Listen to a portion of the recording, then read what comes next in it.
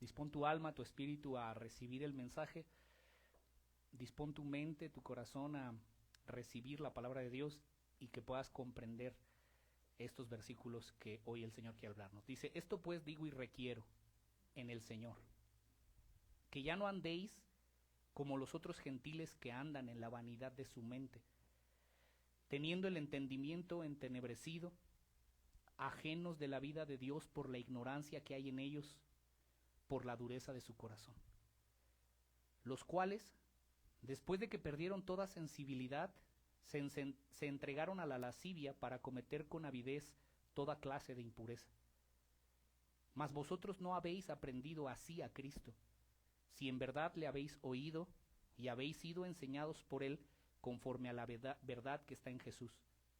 En cuanto a la pasada manera de vivir, despojaos del viejo hombre que está viciado conforme a los deseos engañosos y renovaos en el espíritu de vuestra mente y vestíos del nuevo hombre creado según Dios en la justicia y santidad de la verdad.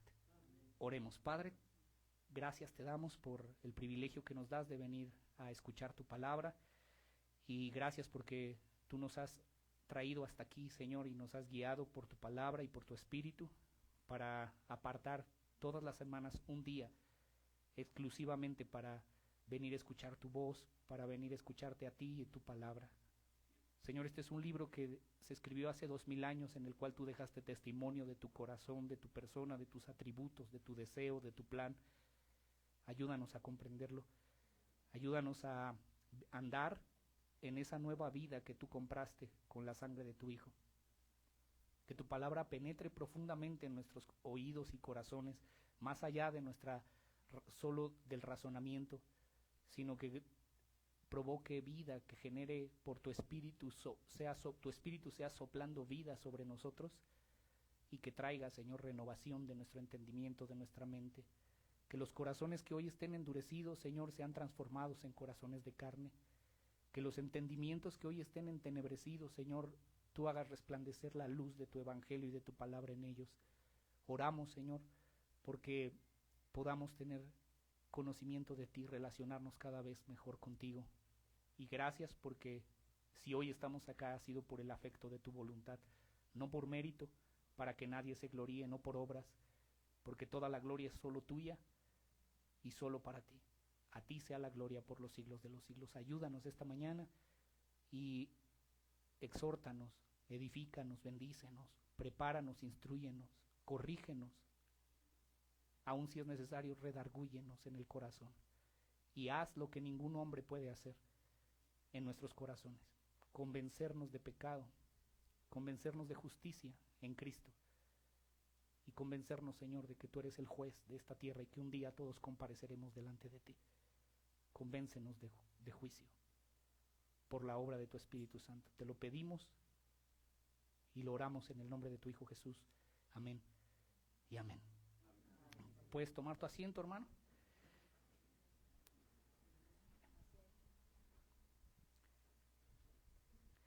El mensaje del día de hoy, hermano, se llama la nueva vida en Cristo. La nueva vida en Cristo. Si tomas nota, apunta el título. Es importante recordar el título toda la semana. La nueva vida en Cristo. Hemos visto ya que la carta a los Efesios, rápidamente, hermanos, se divide en dos. Los primeros 3 capítulos que nos habla de la doctrina, que nos habla de las riquezas de Cristo, que nos habla de la misericordia, del amor y de todo lo que Él ha hecho para con nosotros. De todas la gracia y el amor que Él ha tenido para con nosotros, cómo nos predestinó, nos eligió por el afecto de su voluntad, nos redimió, nos selló con su espíritu, nos unió a su cuerpo, nos redimió en la cruz del Calvario, pagó el precio de nuestra libertad, etcétera, etcétera. Todo eso lo vimos en los primeros 3 capítulos. Y en el capítulo 4, 5 y 6, Pablo habla ahora ya no de la doctrina, sino de la práctica. Cómo se debe ver reflejada esa vida que Dios nos ha dado, esa nueva vida que Dios nos ha dado en Cristo Jesús. Cómo debemos vivir a la luz de las verdades que hemos entendido en los primeros 3 capítulos, de las riquezas de sus misericordias, cómo debemos responder de manera racional a esas verdades eternas que Dios nos ha permitido entender. Entonces, en el capítulo 4, versículo 1, empieza Pablo diciendo: yo les ruego que anden como es digno de la vocación con la que fueron llamados.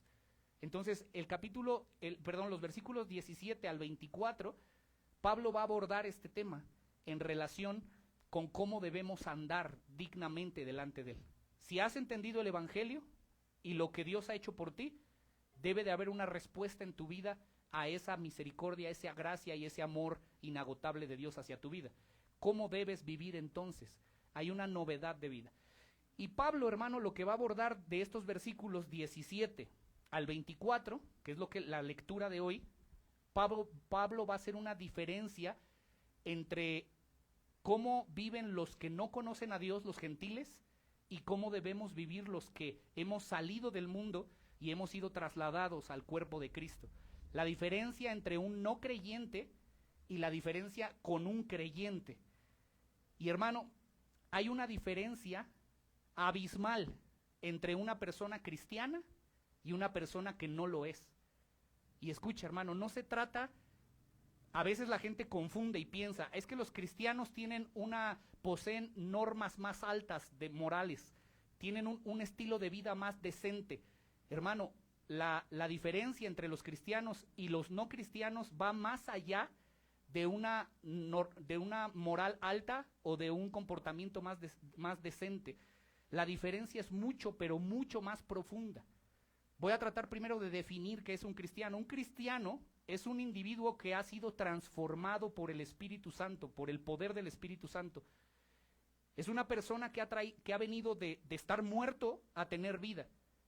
Es un hombre que antes estaba muerto en delitos y pecados y se deleitaba en esa forma de vida. Es alguien que estaba ciego, que no podía ver, que el estilo de vida que llevaba lo llevaba a la muerte y a la destrucción y que eventualmente lo llevaría a la perdición eterna. Un cristiano estaba muerto, pero ha sido regenerado. Un creyente no es nada más su comportamiento externo o exterior. Un creyente es alguien que ha nacido otra vez. No nació solo físico, sino que ha nacido espiritualmente a una nueva vida en donde Cristo es el centro de su vida, donde la santidad y la justicia de Dios son el principio predominante de su vida. Ese es un creyente que ha cambiado sus afectos, ha cambiado su naturaleza. Nosotros nacemos, se lo voy a ilustrar de esta manera, nacemos siendo buitres. Yo sé que a muchos les da risa, hermano, pero así nacemos. La Biblia lo que dice es que nacemos con un pecado original, con una inclinación a la maldad. Nacemos muertos, nacemos separados de Dios a causa del pecado original de nuestros padres Adán y Eva. Nosotros nacimos apartados de Dios. Hay un abismo entre Dios y nosotros nacimos alienados en contra de Dios. No queremos ni podemos buscarlo. La Biblia dice: no hay uno bueno, no hay uno solo recto, no hay uno que sea justo, no hay quien busque a Dios, ni siquiera uno. Dice: todos se desviaron, se hicieron inútiles. Estaban, Efesios 2, muertos en delitos y pecados, siguiendo la corriente de este mundo, esclavizados a Satanás y a la forma de pensar del mundo. Y así vivíamos. Como cuando tú a un buitre, ¿por qué pongo el ejemplo del buitre? Lo he puesto muchas veces, hermano. Si tú a un buitre le pones carroña y alpiste, ¿qué va a escoger comer siempre? Parece que es libre entre comer una cosa o la otra, pero en realidad no lo es. Su alma está esclavizada, la del creyente, como un buitre está esclavizado a su naturaleza carroñera. Nació así. La Biblia dice que el leopardo no se puede quitar las manchas, que un etíope no se puede cambiar la piel, y que tú y yo no podemos dejar de pecar porque así nacimos. Está en nuestra genética, hermano. Lo heredamos. De padres pecadores solo nacen hijos pecadores. Y cada cosa que tú y yo decidimos de manera natural va a ser carroña, porque somos buitres. Está en nuestra genética. Ese es el problema de la humanidad, que va más allá de la moralidad y de la ética. Es una cuestión de naturaleza. Éramos por naturaleza, que dice, hijos de ira, lo mismo que los demás. Entonces, ¿qué es lo que distingue a un creyente de un no creyente? Que el creyente no es que educaron al buitre para que ahora coma alpiste, no. Mataron al buitre y lo hicieron nacer otra vez, ahora como paloma. Le han cambiado la naturaleza al creyente que ha nacido de nuevo, le ha cambiado el corazón de piedra por un corazón de carne. Le han cambiado los afectos, le han cambiado el apetito, le han cambiado su esencia misma. Es algo que Dios opera en la misma esencia de la personalidad de un ser o de un individuo. El nuevo nacimiento va más allá, hermano, es algo profundo. Somos nuevas criaturas. El nuevo creyente ya no es buitre. El nuevo creyente ahora es paloma. Tiene afectos diferentes, tiene apetito diferente, su estómago es diferente. No tolera ahora la carroña, ahora la ve y la odia, aunque a veces le seduce y se le antoja y a veces cae, pero ya no tiene el mismo apetito, ahora tiene afectos diferentes. Es un cambio, el creyente tiene un cambio que se produce en la misma personalidad humana. Es un cambio que se produce en lo que la Biblia llama corazón. ¿Vamos bien? En pocas palabras, hermano, un cristiano es una criatura distinta. Tiene motivaciones distintas, perspectivas distintas, deseos y anhelos distintos, metas y propósitos en la vida distintos. Segunda de Corintios, capítulo 5, versículo 17, Pablo dice al respecto de esta nueva vida: si alguno está en Cristo, ¿se lo sabe? ¿Qué dice? Nueva criatura es. Las cosas viejas, he aquí que todas son hechas nuevas. Si estamos en Cristo, no podemos ser los mismos que éramos cuando estábamos fuera de Él, porque las cosas viejas pasaron, dice Pablo. Ahora, escúcheme, hermano, eso no significa que los creyentes seamos perfectos, porque nadie es perfecto de este lado de la eternidad, nadie va a obtener la perfección. Pero lo que sí significa es que la disposición dominante de nuestra alma, que lo que nuestra alma desea ha sido transformado de tal manera que el pecado que era antes nuestro amo y nos gobernaba y nos dirigía, ahora lo aborrecemos y ya no nos gobierna. El dueño de nuestra vida ha cambiado. El poder que ejercía el pecado sobre nosotros, hemos sido liberados y un nuevo rey ha gobernado nuestra vida. Ahora se ha sentado en el trono de nuestro corazón Jesucristo. Y antes, hermano, obedecíamos con agrado y satisfacción al pecado, pero ahora se ha vuelto nuestro enemigo. Lo aborrecemos, aunque todavía nos atrapa en ocasiones y nos seduce, porque hay un pecado remanente en nosotros. No somos perfectos, pero sí la esencia de nuestra naturaleza es distinta al no creyente. El cristiano anhela obedecer la voluntad de Dios, conocer más de su palabra, decíamos en la mañana. El nacido de nuevo anhela leer la Biblia no para ganar debates, no para conocer más, sino conocer más por conocer, sino para conocer más a su Creador, para estar más con Él. Anhela conocer quién es Dios. Y por eso el creyente lucha en contra del pecado que mora en él. Y por eso el creyente se avergüenza cuando es atrapado y seducido momentáneamente por el pecado. Por eso te duele. El no creyente no le duele, se deleita en su pecado. Y todavía se mofa: es que yo así soy, así nací. Hermano, así Dios no te diseñó. Eso ha hecho el pecado en tu vida, pero tú no fuiste concebido en la mente de Dios para vivir así. Y el nuevo creyente, el que ha nacido de nuevo, hermano, es esencialmente distinto al no creyente, en el mismo asiento de su personalidad, en su esencia. se ha operado en el nuevo creyente, en el creyente, perdón, nacido de nuevo, se ha operado un cambio radical, es decir, desde la raíz, que no se ha operado en un no creyente. Y eso es lo que Pablo va a explicar en estos versículos. Así que lea conmigo el versículo 17. Dice, esto pues digo y requiero. La palabra requerir es una palabra griega que significa declarar solemnemente. O sea que esto no es opcional. Hermano, cuando Pablo dice yo les requiero esto, lo que está diciendo es les requiero en el Señor, es decir, con la autoridad de Jesucristo, yo les requiero que hagan esto. No es opción. Así que si eres un creyente, eres una persona nacida de nuevo, tendrías que poner mucha atención a estas palabras, porque vienen con todo el peso y toda la autoridad de Jesucristo. Pablo es lo que está diciendo, les requiero en la autoridad que Jesucristo me ha dado, como que Jesús mismo hoy te está diciendo a ti creyente, te requiero, te ordeno. ¿Me explico? ¿Qué? Que ya no andes como los otros gentiles. ¿Qué es andar? Es que ya no vivas como los otros gentiles. ¿Quiénes son los gentiles? Es la gente pagana, la gente que no conoce a Dios, la gente que no se somete a la voluntad de Dios, que no quiere nada con Dios y que ha estado viviendo apartado de Él. Son buitres, pues. ¿Sí me explico, hermano? De lo que tú y yo éramos. Pero ahora que ya nos han hecho palomas, ya no podemos vivir como buitres. Ya no puedes seguir viviendo igual, porque tu naturaleza es distinta. Si has nacido de nuevo, si eres creyente. Entonces Pablo dice, te requiero en la autoridad de Jesús que ya no andes como los que no conocen a Dios.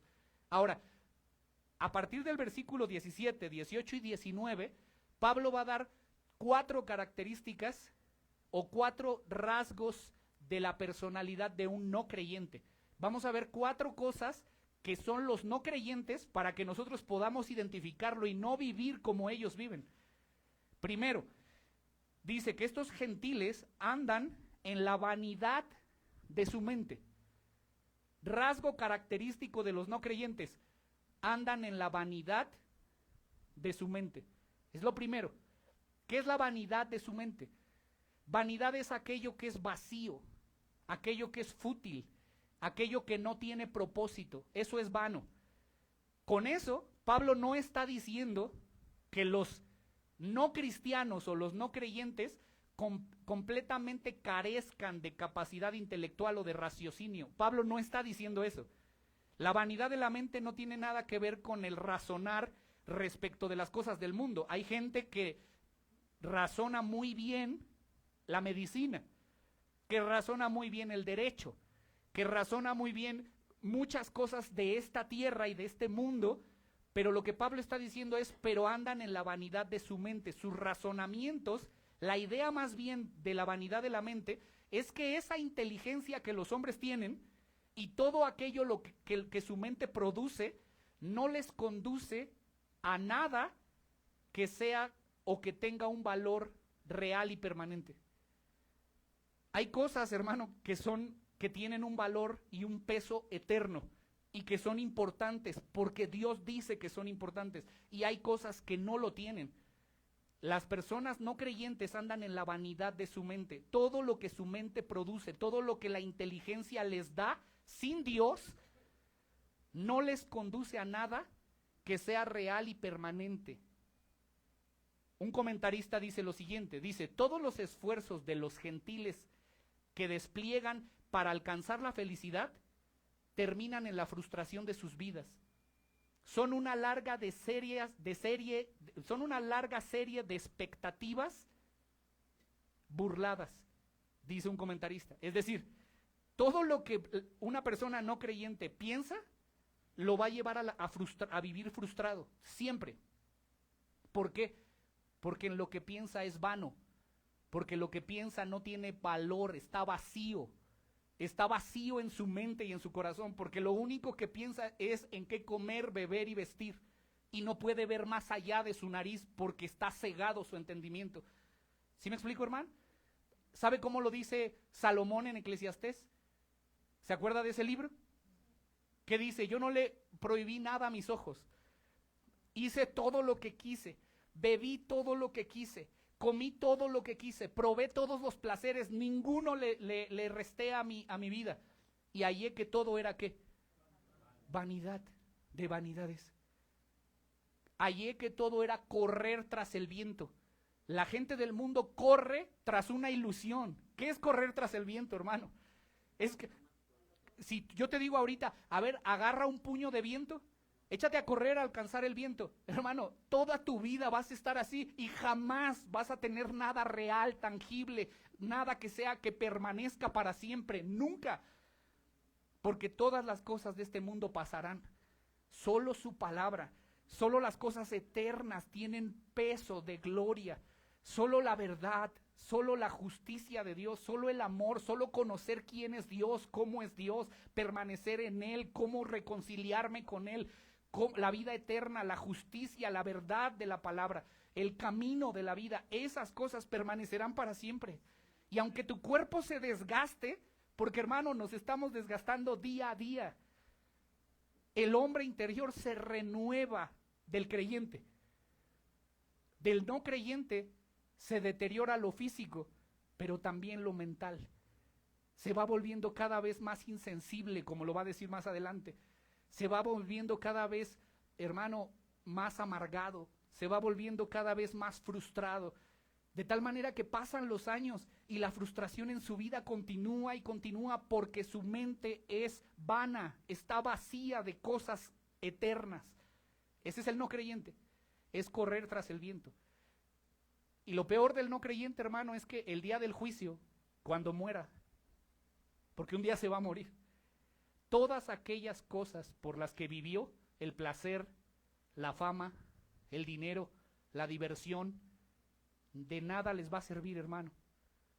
Con espanto verán que todo lo que su mente produjo durante toda su vida solo los guió a su propia destrucción y a su propia miseria. El hombre sin Dios vive una vida vacía. Esa es la vanidad de su mente, una vida sin sentido. Una mente que es vana no produce nada en lo tocante a aquello que realmente importa. En lo tocante a aquello que tiene un valor real, un valor permanente, la verdad, la justicia, el sentido y la razón de existir, la razón de la vida, el propósito de nuestra existencia, el conocimiento de Dios. Esas, hermanos, son cosas que verdaderamente importan. El no creyente no puede ver nada de eso porque piensa en cosas vanas, solo en cosas del aquí y del ahora.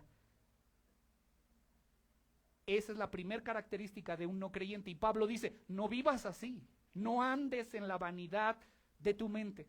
Jesús lo explicó así, Mateo capítulo 6.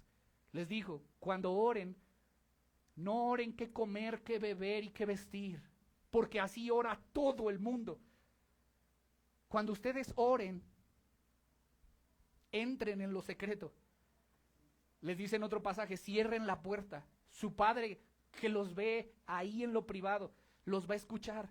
Y cuando oren, oren diciéndole, Padre, soy tu hijo y puedo ser tu hijo, puedo estar en contacto contigo, puedo entrar en tu presencia confiadamente porque Cristo me redimió, soy tu hijo.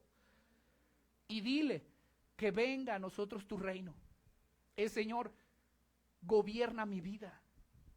No quiero yo gobernarme y definir o hacer lo que yo creo que está bien. Yo quiero que seas tú el rey de mi vida, de mi corazón, de mi familia, de mis finanzas, de mi vida. Haz lo que quieras, haz que tu voluntad y no qué, y no la mía. Eso Jesús enseñó a orar y les dijo, y busca primero el reino de Dios. En la oración, busca el reino de Dios. Busca extender el reino de Dios y su justicia. Y lo demás, de lo que Él sabe que tienes necesidad, ¿qué? Te será añadido. ¿Ves la diferencia entre vivir con la mente vana y vivir con la mente en las cosas de Dios? Pablo dice, te requiero, no andes como la gente. No podemos vivir igual, no podemos orar igual, no podemos pensar igual.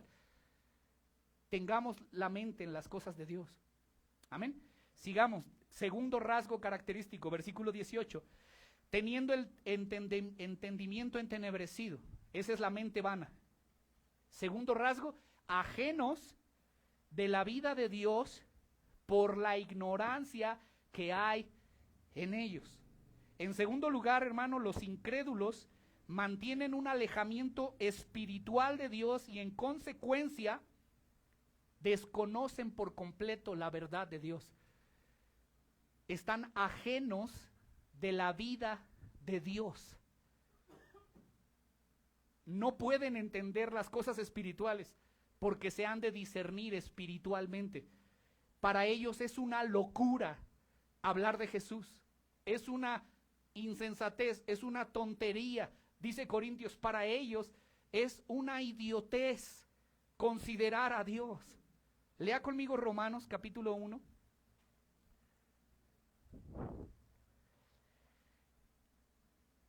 Versículo 18. ¿Lo tiene? Escuche cómo vive la gente ajena de la vida de Dios. Esta es una radiografía del mundo viviendo ajeno a Dios. Dice, la ira de Dios se revela desde el cielo contra toda impiedad e injusticia de los hombres que detienen con injusticia la verdad. Entonces, la ira de Dios está sobre ellos, hermano. Sobre el no creyente. ¿Qué es la ira de Dios? Es que Dios aparta su rostro de ellos. Porque ellos, hermano, han decidido darle la espalda a Dios.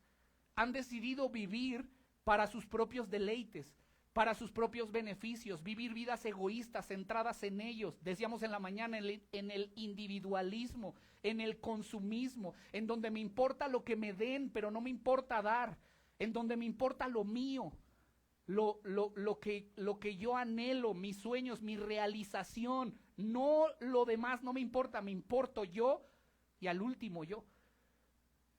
Esas personas dicen, Dios no me importa. Y ahora escuche esto. Hay gente que dice que sí cree en Dios. De hecho, la gran mayoría del mundo, si tú le preguntas, ¿crees en Dios? Te va a decir que sí, pero en su vida práctica te dice lo contrario. Con su forma de vida, con su forma de conducirse, con su forma de reaccionar, con su forma de hablar, con su forma, hermano, de vivir en medio de una sociedad en donde no aportan, sino que buscan nada más beneficio personal. Dice Dios, porque ve a esa gente que vive de espalda a Dios, Dios le da la espalda a esa gente. Dios está airado en contra del pecador todo el tiempo, dice el Salmo. ¿Me explico? Mire lo que dice, aquí lo está leyendo, dice, la ira de Dios se revela, Dios está airado desde el cielo contra los hombres que detienen, contra la impiedad y la injusticia de los seres humanos, de los hombres, que detienen con injusticia la verdad. Dice, porque lo que de Dios se conoce les es manifiesto, pues Dios se los manifestó. O sea, ellos no tienen excusa de que Dios existe. ¿Por qué? 20, porque las cosas invisibles de Él, ¿quiénes las cosas invisibles de quién? De Dios. Su eterno poder, la deidad de Dios, se hace claramente visible desde la creación del mundo. Dice, siendo entendido, o sea, Dios, tú puedes entender que Dios existe por medio de las cosas hechas, de modo que ningún ser humano tiene excusa. O sea que la naturaleza, hermano, debería de llevar a la conclusión a los seres humanos de que existe Dios. Hermano, ¿sabe qué descubrió Albert Einstein según la teoría de la relatividad? Albert Einstein, la comunidad científica lo reconoce como el científico más grande de toda la historia. Y él dijo que el mundo tiene un origen, y según la ley de la causalidad, el universo es una causa, es un efecto de una causa. ¿Se acuerda de esa ley cuando íbamos en secundaria, prepa? ¿Qué es la ley de la causalidad? Causa y efecto. El universo es un efecto. Por lo tanto, dijo Einstein, debe de haber una causa. Y esa causa tiene que estar fuera del tiempo y el espacio. Escuche, déjeme hacer un paréntesis solo para que vea usted que la ciencia tiene que empujarnos a creer que Dios existe. ¿Sabe qué dijo Einstein, hermano? Él dijo, el universo tuvo un origen, tuvo un inicio, y por lo tanto tuvo que haber una energía que provocó ese inicio. Y eso dio origen al tiempo y al espacio. Entonces, energía, tiempo, espacio. Y eso dio origen a la materia. Escúcheme, energía, tiempo, espacio, materia. La Biblia, eso lo dijo Einstein en 1940, entre 1940 y 1970. Ahora escuche, la Biblia dice en Génesis capítulo 1, versículo 1, en el principio, tiempo. Dios, energía. Creó los cielos, espacio, y la tierra, materia. Hermano, le tomó al ser humano miles de años descubrir lo que Dios decía desde hace 6,000 años. En el principio fue Dios el que creó todas las cosas.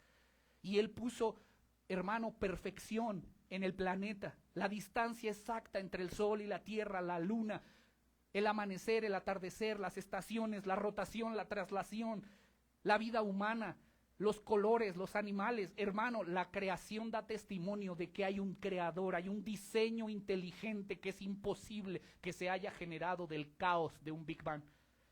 Pero la gente, aún descubriendo eso, solo se condena más porque viven ajenos a Dios. Porque dice 21, pues habiendo conocido a Dios a través de la creación, no le glorificaron como a Dios, ni le dieron gracias, sino que se envanecieron en sus razonamientos y su necio corazón fue entenebrecido. ¿Ve cuál es el problema del hombre? Un hombre sin Dios, ajeno de la vida de Dios, aunque vea la creación, dice no, vive ajeno a la vida que Dios da. ¿Me explico? Ajeno. Y dice, se envanecieron. ¿Qué es esto? Es, creo que sé, cuando no sé nada. Profesa ser sabio y se hace necio. El ser humano natural regularmente cree que sabe. Lo que no sabe es que es un pobre ignorante de las cosas trascendentales. Podrá saber mucho de cualquier materia en la tierra. Podrá ser experto, maestro, doctor, pero ignora las cosas que tienen valor real y permanente. Ignora la vida de Dios. Y eso lo hace el hombre más miserable sobre la faz de la tierra. Los hombres sin Cristo, por la forma que piensan, por quienes son y por cómo viven, viven como viven. 22, profesando ser sabios, creen que saben, pero se vuelven necios. Hermano, ¿sabe que la peor cosa que le puede pasar a un no creyente es la ceguera espiritual? Escuche esto, el ciego físico sabe que está ciego, pero el ciego espiritual, es terrible, hermano, estar ciego espiritualmente, porque el ciego espiritual cree que ve y no ve nada. Cree que ve, pero no ve. Sus ojos están velados para no conocer quién es Dios. No le ha resplandecido la gloria del Evangelio de Cristo. Y quiere otras cosas, pero a Cristo no. Y cree que sabe, pero no sabe. Cree que ve, pero no ve. 23. ¿Qué hacen estos hombres? Cambian la gloria del Dios incorruptible en semejanza de imagen de hombre corruptible, de aves, de cuadrúpedos y de reptiles. Es decir, hay una idolatría en su corazón del tamaño del mundo. Quieren seguir a otro líder, adoran hombres, adoran lo que los hombres dicen que no dice Dios, adoran aves, cuadrúpedos, reptiles y tienen idolatría en su corazón. Y a veces el mayor ídolo en el corazón de una persona así, ajeno a la vida de Dios, es él mismo o ella misma. Tienen un altar a su propio ego que no les permite conocer quién es Dios. 24, por lo cual, ¿qué hace Dios? Los entregó a la inmundicia en la concupiscencia de su corazón, de modo que deshonraron entre sí sus propios cuerpos. Cambiaron la verdad de Dios por la mentira, honrando y dando culto, o sea, obedeciendo a la criatura antes que a quién, el cual es bendito por los siglos. Amén. Vuelva conmigo, Efesios. Entonces ya tenemos dos rasgos característicos. Primero, están en la vanidad de su mente. Segundo, están ajenos de la vida de Dios. ¿Por qué? Por la ignorancia que hay en ellos. ¿Ve? Son sabios que creen que saben cuando no saben nada de la vida de Dios. Dice, por la dureza de su corazón. Ya lo leímos allá. Versículo 19. Los cuales, después de que perdieron toda sensibilidad, se entregaron a la lascivia para cometer con avidez toda clase de impureza. Tercer rasgo característico de un no creyente. Perdieron toda sensibilidad. El no creyente, hermano, se endurece tanto que ya no ve que está mal. Yo le decía hace rato, hay gente, hermano, que ya se resigna a que esa práctica que tiene, y no precisamente algo súper inmoral, hermano, a que sabe que es envidioso o envidiosa, y se resigna a vivir así. Dice, es que así soy yo. Sabe que ese carácter no es correcto, pero dice, es que así soy. Se vuelve insensible. Hermano, te voy a decir algo con el amor del Señor. Dios te creó de una manera distinta. No pierdas la sensibilidad en contra del pecado. Que Dios abra tus ojos, oro, porque puedas ver, hermano, que hay áreas en tu vida que necesitas urgentemente cambiar. Tienes que dejar de vivir como los no creyentes si eres una nueva criatura. Que aquel día que mueras, hermano, no seas de los del grupo de los no creyentes. De verdad oro porque todos los que estamos en esta congregación podamos llegar delante del Señor con corazones humildes a decirle, Señor, no somos nada, no éramos buenos, no éramos justos, no éramos rectos, no te buscábamos, pero por tu gracia nos has redimido de entre de los hombres, por tu sacrificio nos hiciste aceptos. Tú iniciaste una obra en nosotros y tú la perfeccionaste. La gloria sea para ti. En mí no hay nada, Señor. No hay mérito en mí. Que Dios quite toda arrogancia de nuestra mente y corazón para que la luz del Evangelio resplandezca y podamos ver la gloria de Cristo. Esa es mi oración, hermano, por esta congregación. Porque dice que perdieron toda sensibilidad. Regrese a Romanos. Mire lo que hacen, versículo 28. Estamos hablando de los no creyentes. Como ellos, 28, como ellos no aprobaron tener en cuenta a Dios, o sea, yo voy a hacer mi vida y Dios y lo que Él diga y su palabra y la iglesia y eso es ajeno a mí. Yo no apruebo tener en cuenta lo que Dios dice. Aunque Dios diga blanco, yo digo negro. Si Dios dice, tienes que cambiar, yo digo, no puedo ni quiero cambiar. Si Dios dice, tienes que dejar de hacer esto, yo me aferro y digo, quiero hacerlo. O sea, lo que Dios diga no me interesa. La gente que no creyente vive ajena a Dios y pierde toda sensibilidad. Escuche, como no aprobaron tener en cuenta a Dios, hermano, esto es lo más triste que le puede pasar a un ser humano. Dios lo entregó a una mente reprobada. Su mente está reprobada. O sea, cuando llegue aquel día que muera, verán todos sus pensamientos y toda su forma de razonar que está reprobada. Razona reprobadamente respecto de las cosas tocantes a Dios. Su razonamiento está reprobado. Escuche. Para hacer cosas que no convienen. Y entonces, ¿cómo vive una persona ajena a Dios? Dice, está atestada. O sea, ¿qué es atestado? Es al borde, lleno, vomita injusticia. Escucha, fornicación, perversidad, avaricia, siempre quiere más. maldad en su corazón, hay maldad en lo que hace y en lo que dice. Dice, están llenos de envidia. Les corroe el corazón cuando ven a alguien más prosperar o algo que envidian en las demás personas. Dice, homicidios. Y alguien pensará, bueno, yo no he matado nunca a nadie. Cuando tú, dice la Escritura, que Jesús les explicó, cuando tú odias a alguien, pero así de eso que te duele el estómago, se lo recuerdo cuando éramos buitres, hermano. De eso que, hermano, hasta te duele el estómago. Si alguna vez odiaste así y le dijiste a alguien raca o fatuo, te lo voy a poner en mexicano. Si le has dicho a alguien estúpido, y eso me estoy yendo leve. Si le has dicho a alguien muy enojado, eres un estúpido, ya has cometido homicidio. Has transgredido el mandamiento de Dios. Contiendas.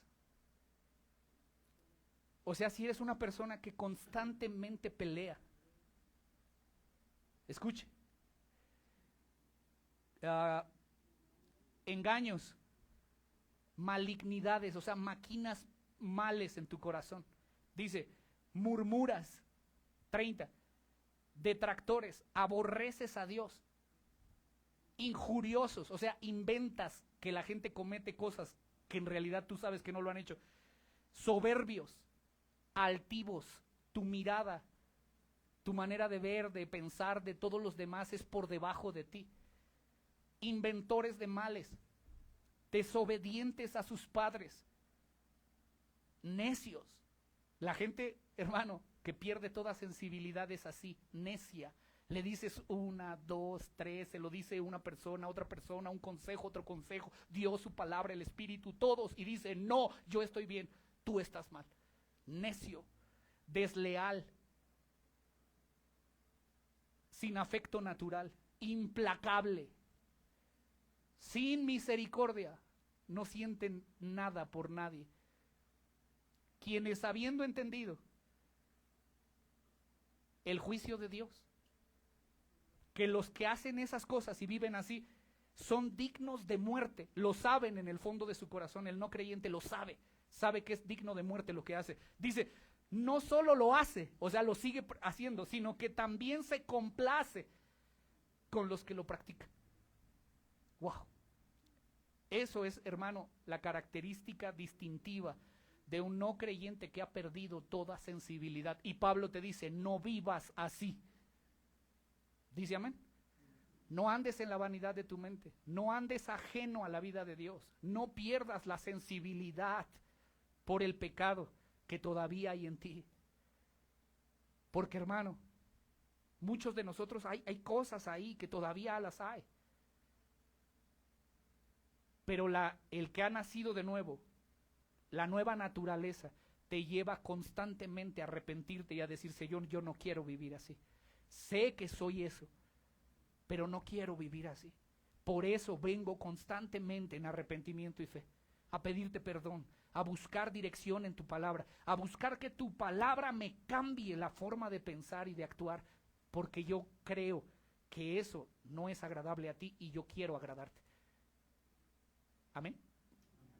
Regrese a Efesios. Entonces ya tenemos vanidad de la mente, ajenos de la vida de Dios, sensibilidad. Se entregaron a la lascivia para cometer con avidez toda clase de impureza. Cuarta cosa, viven una vida impura. Y ojo, no estoy hablando solo de una vida inmoral sexualmente. Estoy hablando, hermano, de envidias, de cosas que son no tan escandalosas, pero que corrompen más a veces que las cosas externas. Hay pecados que, hermano, que son externos y que escandalizan a la gente. Y hay otros que no se ven, pero son peores. ¿Por qué? Porque corrompen por dentro. Porque el que es externo lo sabe. ¿Sabe qué enseñó Jesús a los fariseos que vivían externamente moral? Les dijo, las prostitutas van delante de ustedes. los cobradores de impuestos, las personas más inmorales van delante de ustedes porque ellos saben quiénes son y tienen la posibilidad de arrepentirse y venir al conocer al Señor, pedir perdón, y el que se humilla y pide perdón alcanza misericordia. Pero los que creen que están bien, oh hermano, eso es peor. Jesús lo dijo. Si hubiera una fila, Jesús imaginó, bueno, no imaginó, él dijo que hay una fila y que las prostitutas van al frente. Escuche eso. Que los que viven vidas muy morales, pero ajenos de la vida de Dios, creyendo que están sanos cuando están más enfermos que cualquier otro, creyendo que ven, pero más ciegos que cualquiera, esos van hasta atrás en la fila. ¿Me explico, hermano? Ahora, siga conmigo. Entonces ya son 4 cosas, ¿no? Que vimos. Ahora, dice, mas vosotros, versículo 20, ahora vamos a ver las características del creyente. Dice, mas vosotros no habéis aprendido así a Cristo. Y por favor preste atención, es más, por favor léalo conmigo, versículo 20. Mas vosotros no habéis aprendido así a Cristo. Escuche lo que acabamos de leer. No dice, mas ustedes no aprendieron así de Cristo. ¿Qué dice? Analícelo. Dice, ustedes no han aprendido a Cristo. Analícelo. No dice, ustedes no aprendieron así de Él. No, dice, ustedes no aprendieron a Cristo. Hermano, la vida del creyente no es conocimiento. No estamos aprendiendo doctrinas, no estamos solamente aprendiendo moralidad, reglas y ética. Estamos aprendiendo a una persona. Estamos aprendiendo a Cristo. No es lo que Él enseña, es Él. Él no enseñó la verdad, Él es la verdad. ¿Quieres conocer la verdad? No aprendas lo que enseñó, aprende quién es Él. Él no vino a trazar un camino, Él es el camino. Él no vino a dar vida, Él es la vida. Hermano, el cristianismo no se trata de intelectualidad, de conocimiento intelectual. Se trata de intimidad con alguien, de comunión con alguien, que aprendas a Cristo. Espero darme a entender, hermano. Aprende quién es Él. Y eso solo lo vas a aprender en la oración, hermano. Eso solo puede ocurrir en la oración. ¿Por qué cree que la Biblia habla palabra y oración? Porque la palabra ciertamente te va a dar el conocimiento que va a renovar tu mente, pero lo que va a hacer que ese conocimiento cobre vida es la oración. Tienes que aprender a Cristo, no de Cristo. También pues, pero lo más importante no es aprender de Él, es aprenderlo a Él, aprender a una persona. Y eso solo se puede en la intimidad de la comunión con tu Señor. No hay manera de aprender a Cristo si no hay oración en tu vida. Ve, ese versículo es importante, hermano, porque Pablo no se está equivocando. Pablo no está diciendo, ustedes no aprendieron todas esas cosas malas, ustedes no aprendieron de la moralidad y de los principios que Jesús les enseñó. No. Dice, ustedes no aprendieron a Cristo. Dice, si en verdad le habéis oído, si en verdad han sido enseñados por Él, conforme a la verdad que está en Jesús. Esa sí es la palabra. ¿Me explico, hermano? Aprende a Cristo en la oración y que la palabra se haga viva en ti en la medida en que lo conoces a Él y tienes contacto y comunión con tu Creador, porque Jesús es el Creador, porque Él es Dios, porque Él es hombre, el Dios hombre, y Él está vivo,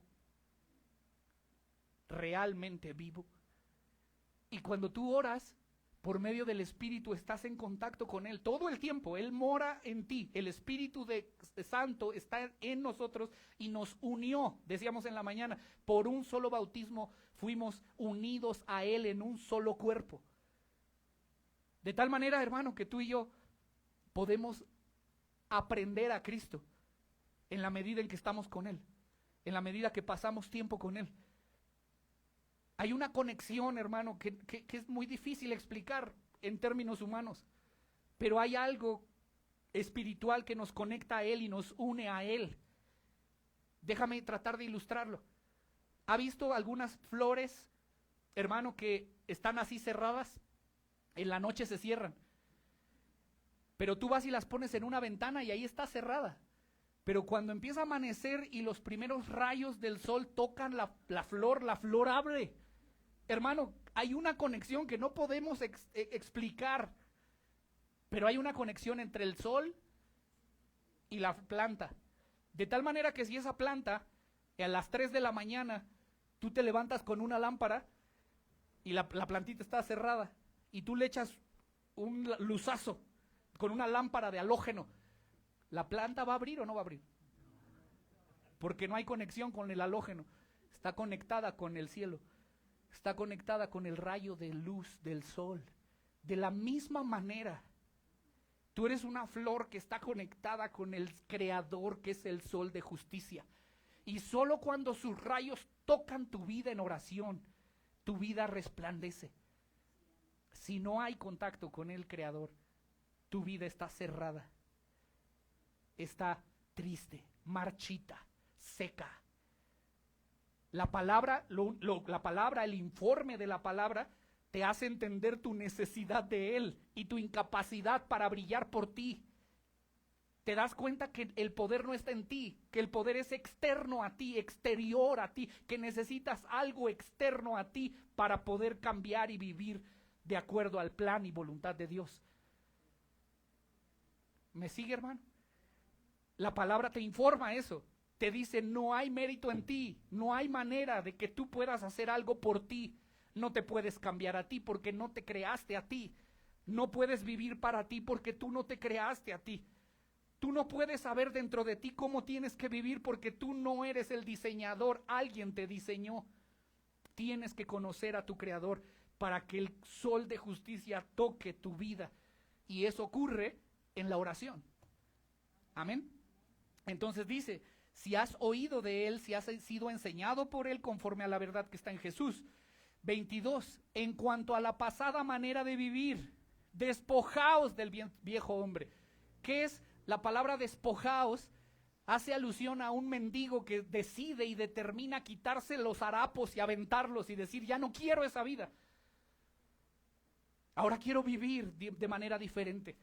Imagina a un mendigo, hermano, con las uñas largas, con la barba larga, desalineado, oliendo, hermano, pésimo. ¿Ha conocido gente así? Imagine que un día él dice, determina y dice, ya no más, no quiero esa vida de desgracia y de mendigo. Y se levanta, se quita sus harapos y los quema y dice, ya no quiero más. Eso es despojarte. Despójate de la vieja manera de vivir. Dice, despojaos del viejo hombre que está viciado conforme a los deseos engañosos. Hermano, hay una naturaleza en ti que ya no sirve. Dice amén. Despójate de esa naturaleza. Ya no sirve. Agárrala, quítate la ropa de la vieja naturaleza y quémala en el nombre de Jesús. Deja de vivir. Ahora, ¿cuál es el viejo hombre? El que describió Pablo en los versículos anteriores. El que anda en la vanidad de su mente. El que anda ajeno de la vida de Dios. El que ha perdido toda insensibilidad. El que anda en lascivias e impurezas. Deja esa vida atrás. Ya no. Basta, dice la Biblia, basta el tiempo pasado para vivir sirviendo a Satanás. Ya no sirvas más al reino de las tinieblas. Tu cuerpo ahora tiene que servir a la justicia de Dios. Ya no vivas para ti, vive para Él. Despójate de la vieja naturaleza, del viejo hombre que está viciado. ¿Conforme a qué? Deseos engañosos. ¿Cuáles son los deseos engañosos? Hermano, el deseo de tu corazón regularmente te va a engañar. Hay gente que dice, es que yo no siento el hacer esto, o no siento el congregarme, o no siento hermano, Aunque no sientas, si la Biblia dice, hazlo. Porque la Biblia nunca se trató de sentir, se trató de obedecer. ¿Me explico, hermano? Te voy a decir por qué. Porque la Biblia dice que el corazón es perverso y engañoso. Siempre que confíes en tu corazón más que en la palabra, te vas a equivocar. No dejes que tu corazón guíe tu vida porque está perverso y engañoso, porque todavía está viciado, porque ese es el que tienes que desechar y no apoyarte en tu propia prudencia, sino fiarte de todo tu corazón de Jehová y Él enderezará tus veredas. En otras palabras es, Señor, mira, esto yo no, aunque tú puedas decir, esta sería una oración sincera, Señor, yo esto no siento el hacerlo o no hacerlo, pero sí puedo entender que aquí dice que yo debo hacerlo, por lo tanto lo voy a hacer en obediencia a ti. El bautismo, hermano, hay gente que dice, es que yo hasta que no sienta bautizarme, hermano, ¿y quién te dijo que tenías que sentir el bautizarte? Jesús dijo, id y haced discípulos bautizándolos en el nombre del Padre, del Hijo y del Espíritu Santo. Jamás es si quieres o no quieres, es, ¿lo entiendes? ¿Quieres ser seguidor de Jesús? Bautízate, punto. No es si sientes. Es que yo no siento el dar diezmo, el dar ofrenda. Hermano, la Biblia dice, dad con gozo, porque Dios ama al dador alegre. Da y ya, con corazón generoso, porque Dios dice, no porque sientas. No te dejes llevar por tu propio razonamiento. Fíate de Jehová con todo tu corazón y Él enderezará tus veredas. Versículo 22, en cuanto a la pasada manera de vivir, ya lo abordamos. Despójate de la vieja naturaleza, del viejo hombre que está viciado conforme a los deseos engañosos. 23, y renovaos en el espíritu de vuestra mente. Estoy terminando, hermano. ¿Qué necesitamos entonces? Renovar la manera de pensar. ¿Qué es renovar? Es que un día estuvo nuevo, que luego se hizo viejo o se deterioró y ahora vamos a renovarlo, vamos a regresar al diseño original de Dios. Por eso te decía, Dios no te creó con el carácter que tienes, Dios no te creó con los deseos impuros que tienes, Dios no te creó así. Dios nos creó a imagen y semejanza de Él nos creó. Dios nos creó para reflejar su amor, su gracia, su bondad, su justicia, su paciencia, su amor y todos los atributos buenos que en Él hay, nos creó para reflejarlo. ¿Dice amén? Y ahora, a causa del pecado y por el tiempo que anduvimos como el mundo, en la vanidad de nuestra mente, ajenos de la vida de Dios, en la inmundicia, ¿sí me explico? En esos 4 rasgos característicos que anduvimos, Satanás nos metió un chip que está equivocado, está viciado. ¿Qué necesitas? Renuévate. ¿Cómo? En tu mente. Lo que necesitas, hermano, es conocer, aprender a Cristo, que Él resplandezca en tu corazón. Y eso es algo, hermano, que solo Dios puede hacer. Termino con el versículo 24. Y vestíos del nuevo hombre. ¿Se da cuenta cómo está haciendo Pablo esta idea de despójate? O sea, quítate la vestidura vieja y ahora vístete con vestiduras nuevas. Vístete del nuevo hombre, creado según Dios, ¿en qué y qué? En la justicia y santidad de la verdad. Ahora vístete de la nueva creación que Dios te ha dado. Ahora tienes la posibilidad, ahora has sido hecho libre para ahora pensar correctamente, para ahora ser un hombre, para ahora ser una mujer a la imagen y semejanza de Dios, una mujer que refleja el carácter de Dios, un hombre que refleja el carácter de Dios, no el carácter de Satanás, el de Dios. No el carácter del mundo y la forma de pensar del mundo, no, el carácter de Dios. Ahora puede ser un hijo que refleja el carácter de Dios, un padre que ama a sus hijos como Dios ama, que corrige a sus hijos como Dios corrige. Un hombre que trata a su esposa como Dios trata a la iglesia. Y una esposa que trata a su marido como Dios trata a su esposa. ¿Me explico? ¿De dónde vamos a aprender todo eso? Vamos a aprender de Cristo. Y lea conmigo para terminar, 2 de Corintios 4:4.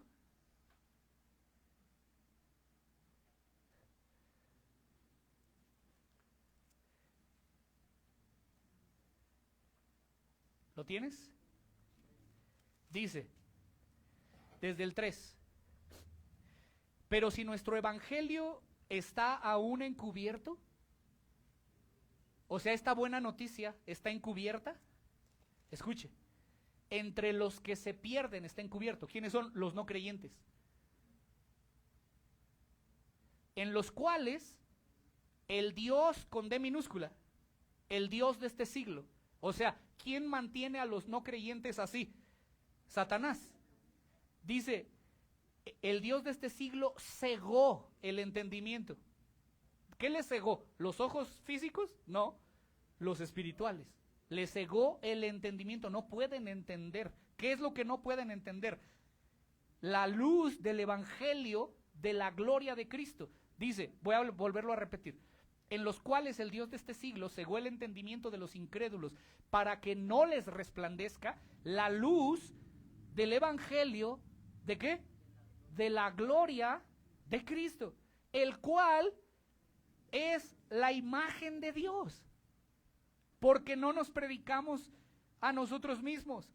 O sea, no predico lo que yo creo y lo que yo anhelo, lo que yo deseo, lo que yo tengo revelaciones. No, predicamos solamente a Jesucristo como Señor.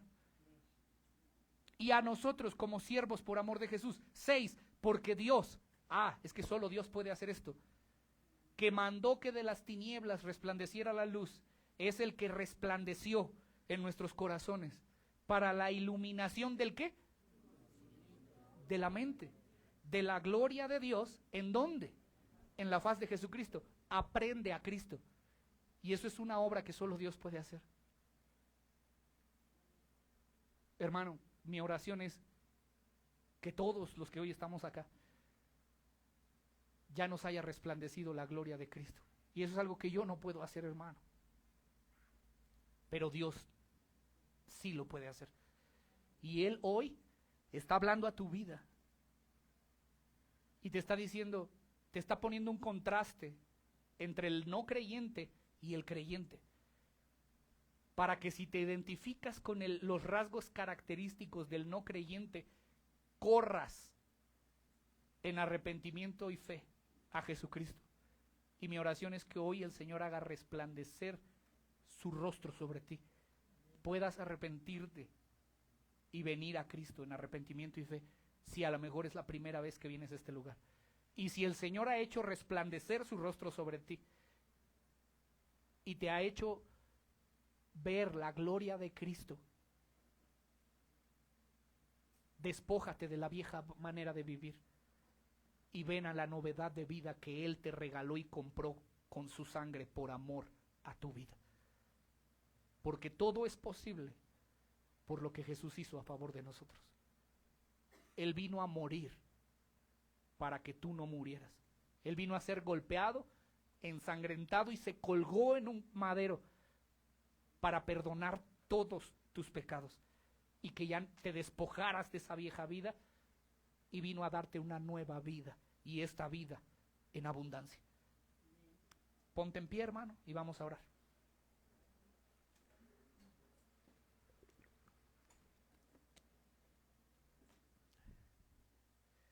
Cierra un momento tus ojos y oremos al Señor esta mañana y démosle gracias al Señor.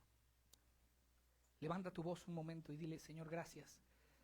Padre, te damos tantas gracias, Señor, en esta hora, porque tú has hecho resplandecer tu rostro sobre cada uno de nosotros.